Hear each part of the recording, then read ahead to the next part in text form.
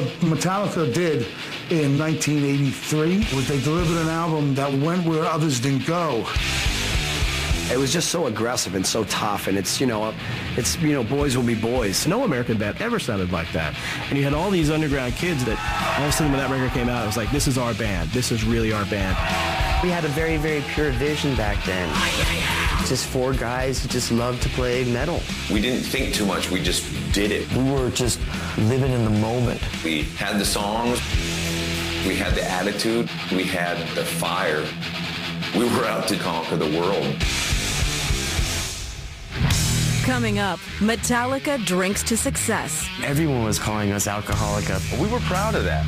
We're living the rock and roll dream, and we can drink more than you. And later, they get filthy clean. We would tell our tour manager, when we go off stage, we want the showers running and girls in there ready and willing to bathe us. Next on When Metallica Ruled the World.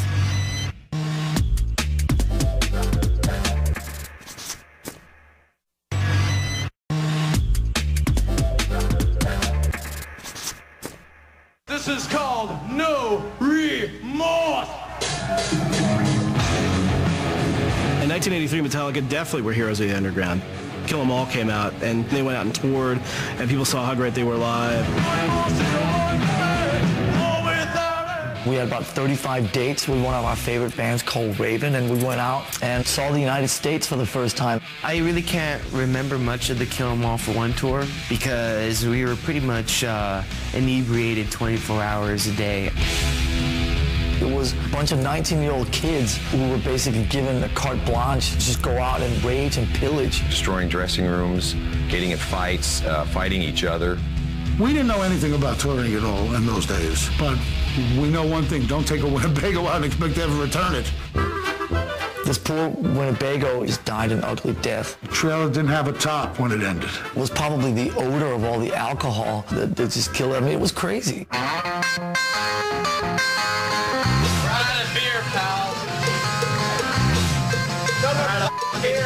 Everyone was calling us Alcoholica. We'd roll into town and, I'd hear people screaming, Alcoholica!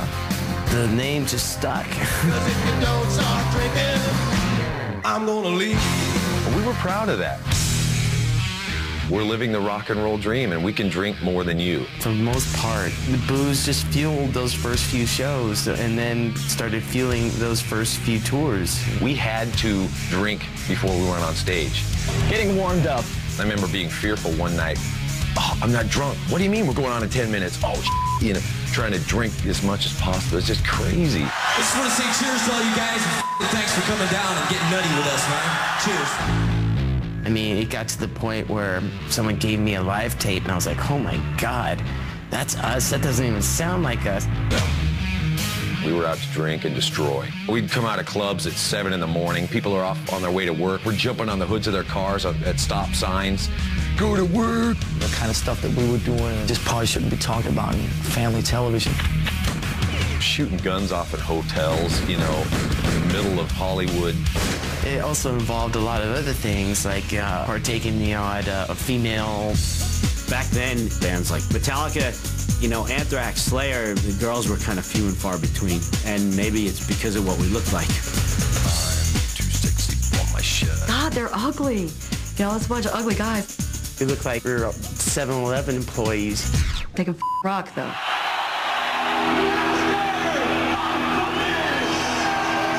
1986 was when Master of Puppets came out, and then they went out and did that Aussie tour.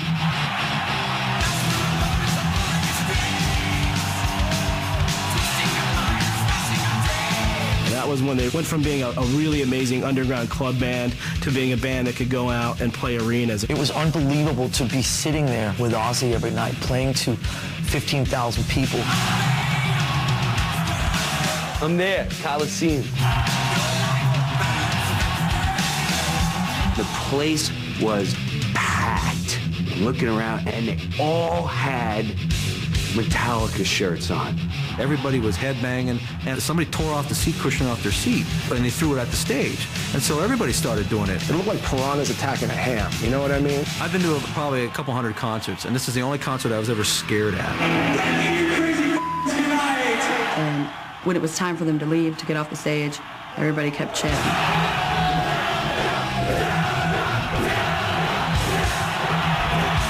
This is the Ozzy concert, right? Like, Ozzy's definitely coming on. They were blowing Ozzy off the stage. I mean, they were just a monster band.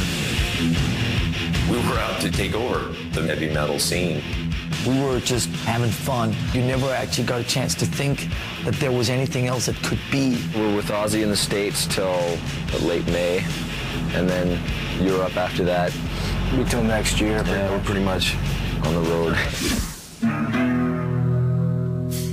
It was a night like most of the rest of them on that tour. Play a show, hang out, drink, and stumble onto the bus.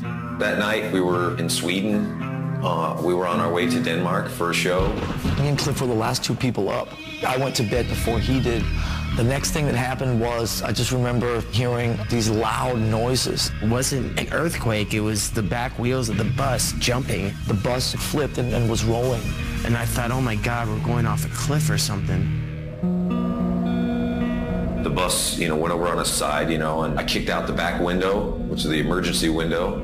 I don't know what it was, 15-degree weather outside. We're all in our underwear. I just started freaking out. And I just knew instantly that something was horribly wrong. I could hear everyone else screaming and crying, but I didn't hear Cliff's voice.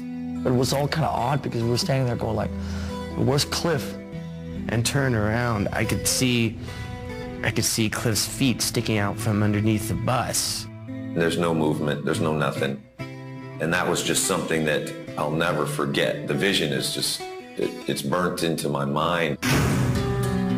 It took days, weeks to be able to just understand that had gone down. It's one of those things you relive over and over. You think so much about, and you try and change it in your mind. It was so surreal because death and mortality, that was not part of the gig, you know what I mean? I felt like an orphan, It felt like I had lost, an older brother. It was so sad that he was taken at such a young age. Shortly after his funeral, we all decided Cliff would be the last one to say, let's give up. That would pissed him off, immensely. We had to keep going because it was the only thing we knew. We talked about it and we wanted to keep the spirit of Cliff Burton alive and well in Metallica. And to stop Metallica would to stop that spirit.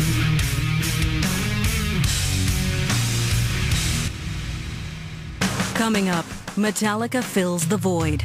This is the new right here, Mr. Jason New Kid on bass guitar. They hazed the hell out of that guy. It was far from easy. And later, group therapy. The higher we ascend, the more challenging it will be. We were all off in our own little childish worlds, so we needed that help. Next on When Metallica Ruled the World.